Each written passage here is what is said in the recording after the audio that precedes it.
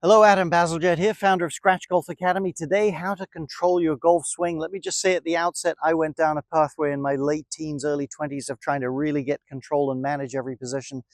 Didn't result in much control over the swing. Wasn't such a good thing. So I'm going to give you a few simple principles that if you'll practice these and get the right concepts, you will then have control of your golf swing. So the first area I see people struggle in terms of control over their golf swing is the plane or the way the club swing, the angle it's swinging on. And it's important.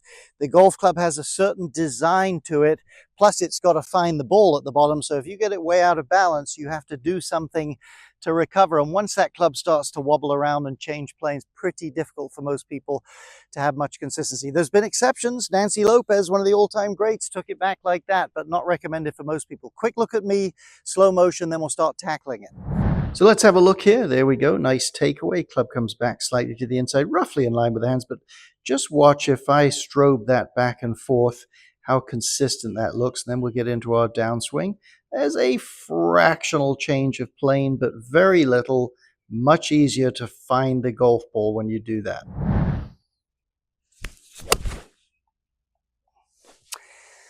Okay, if you're going to keep it consistent, don't over control it. You need to create centrifugal force. My old boss, David Leadbetter, used to put a weight or a golf ball on a string, get that thing moving. And as long as his wrist did that, it was a nice orbit. When he wobbled it around, wasn't such a good orbit. So we're going to give you a drill from here in just a second hitting the ball. But the premise is just grab the club if you like, more or less in your fingers, no palm touching down at the bottom of the handle. With a little movement in your core, start to create just a modest size swing back and forth. I feel the energy in the club now. I can feel how clean and consistent that circle is. Now, this isn't about grip or posture, this video. It's not really about pivot, but your pivot's the core. Just as David holding the string, the pivot's the genesis, I should say, not the core.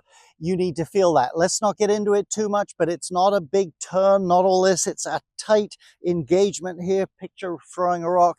And if you can start to create some movement in here, that translates to creating centrifugal force, you're getting it. Let's have a look from there. So let's start with just that one-hand drill. If you're an opposite player, in other words, if you're a left-hander playing right-handed, etc., try it with the hand that's your dominant hand. But let's go with this one. This is more common. Again, we'll just start to get some movement. I don't feel like I'm over managing the club, and I can feel it really start to take its orbit. Now we'll try it with two hands, then we'll do our drill here. Again, I feel engaged. I feel this is the origin, but it's creating exponential movement and energy out in the golf club there. Now, let's try a shot, and here's how I would do this drill. We'll start on a small scale. We'll get it on a tee, makes it a little bit easier. I'm going to go just above the ball, make a few back and forth till I really feel this. And then just tap one off the tee. Then you can do it a little bigger, etc. But let's have a question here. We're talking about centrifugal force and similarity. Is that true throughout the swing? Is that true over here? To some extent, yes, but there's a big exception to that. Let's have a look. Tiger Woods on the left, Adam Scott on the right. So we've showed you from the down the line view, looking at that view, the plane is very consistent. The circle the club's making should be pretty consistent anyway. Let's have a look here at Tiger though. There's his address, there's his impact. They don't look at all similar. He needs to apply pressure to the golf ball. Picture a baseball player hitting, obviously be up more by the chest. That's the sort of a look. So what are the components we see in that? Well, if we look at Adam Scott here, let's say his hips would be, and that, if you like, you could say the center of his body is in a pretty stable position going back. The club goes back around him. Coming down, his head's pretty still. He's not moving his head way forward, but he's driving the weight forward and he's narrowing the arc. Look how close to those tall trees the club is there, how much narrower it is there, and he's driving in there to hit the ball before the ground and apply pressure to the ball. So it isn't a complete mirror image coming through in terms of the things we see with the body motion and the shaft lean there. Hope you'll consider checking the link below this video. It's for the Scratch Golf Academy free app. Tempo trainer with video on there, putting tempo trainer with video, stuff about distance control, also a green reading trainer with a video. All free. Hope you'll pick it up or check it out. Thanks. Okay, we'll tackle this pressure against the ball, this impact, in just a moment from here. But one quick word of caution. Most people, let's say one-handed, they're going back and forth, especially if there's no ball. They can more or less stay in their orbit. But once they're really going at it in earnest, to some extent at a subconscious level, there's such an urge to hit the ball. They tend to go out of the orbit coming down, apply too much pressure. You saw how the pros use their lower body first. They thrust too much, club gets out of orbit. So be aware when you do these drills, am I able, we'll do a small one, to just let the club stay in orbit with no sense of attacking the ball on the way down. Let's have a look from here. Do a quick reference here before we get into working on it. That's an alignment rod over the ball, just tells you where the ball is. You can see very centered backswing.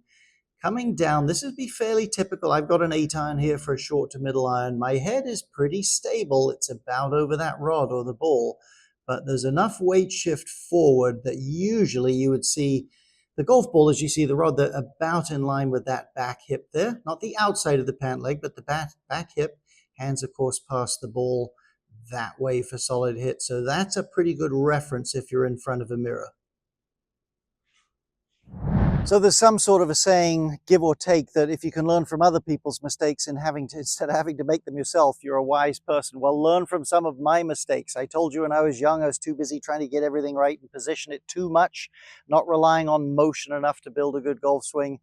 Another mistake I made, and these are common because I give golf lessons, another mistake is trying to do everything right every swing. Just work on one, maybe two things at most. So mix and match it with this. We've shown you this drill that doesn't have that impact component so much. Do some shots where you just allow that to be the whole goal without really working on the impact. Then at times, maybe put an alignment rod like you saw with me in slow motion. At times, make some small ones and say, okay, a little bit less attention to that. Now I want to feel, let's do it in movement. Now I want to feel a bit more of that. Go create my impact, that movement pattern, etc., etc. Relax. Get in touch with your own swing. Feel things for yourself. If you'll work on these things, I'm telling you, get good at these things. It takes some practice. Do some practice at home. Get the feel of the orbit of the club. Sense the impact. You will have a golf swing that gives you control.